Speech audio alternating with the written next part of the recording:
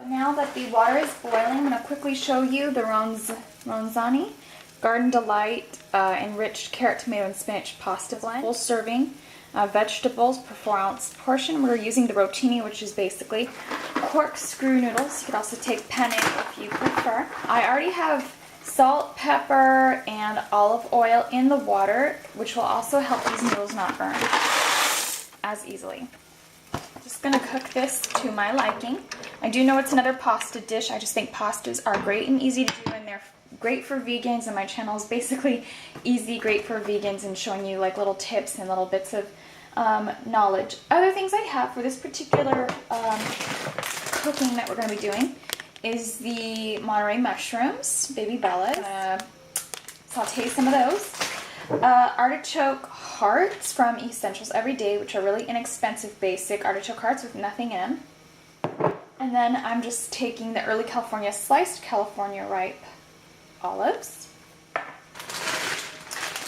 And the Nate's Savory Meatless Meatballs.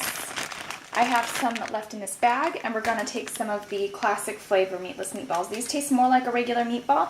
These have a strong mushroom flavor, so we're just going to do sort of a blend. For sauce, I have the Classico Signature Recipes Cabernet Marinara. So the mushrooms are now sauteing. I just took Benecol butter and I put those on the mushrooms. Now I'm going to take some sea salt, crystals. This is from Trader Joe's. I'm just going to put a little on there just to give it some flavor. Okay. Since we're not going to be using any cheese, I like to flavor things in other ways. There's a little bit of olive oil in this because it is a non-stick pan, but olive oil is healthier, like regardless of what cooking supplies you use, and you can use olive oil on any pan. This is from Fetzer. It's made in Valley Oaks, California, and this is their Pinot Grigio. I did a little research on Fetzer. It's a very common brand that you can find at the store, at least in California. So I decided to try to scope out a vegan-friendly, very common wine, so that you can go to the grocery store, any grocery store, and go ahead and pick some up. A lot of people believe that only vegan wines are reds, or that's what they're able to find. Stuff that isn't processed through bone, through egg, through casein or milk. But I found this, and it's a white, so you could have something a little bit more refreshing, even though I know it's that red season again.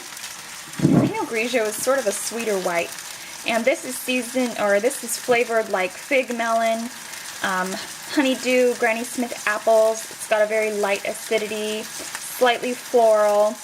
It's very light and easy to drink. If you want something a little bit more tart, you can go with the Sauvignon Blanc, because all their reds are vegan, or all their reds are not vegan friendly, because Fetzer and a lot of other reds that choose not to be vegan friendly, it's because they want their reds to not have high acidity, and they want the tannins to be cut, so they can have a very smooth, creamy, chocolatey, cherry type of red. But believe it or not, the reason why acidities exist in some wines is because they are vegan friendly. But I'll put a link to barnivore.com in the bottom bar so you can check it out for yourself. We're almost done. The artichoke hearts, sauteed mushrooms are in there. I did add a little bit of wine to cut some of the butter in the sauteed mushrooms. Olives, the full serving of vegetables, the Cabernet Marinara is in there. And there you go. You can always add more salt and pepper, especially to the top of it, to flavor it a little bit more, especially if some of that was removed during the cooking process, or the flavor was removed during the cooking process.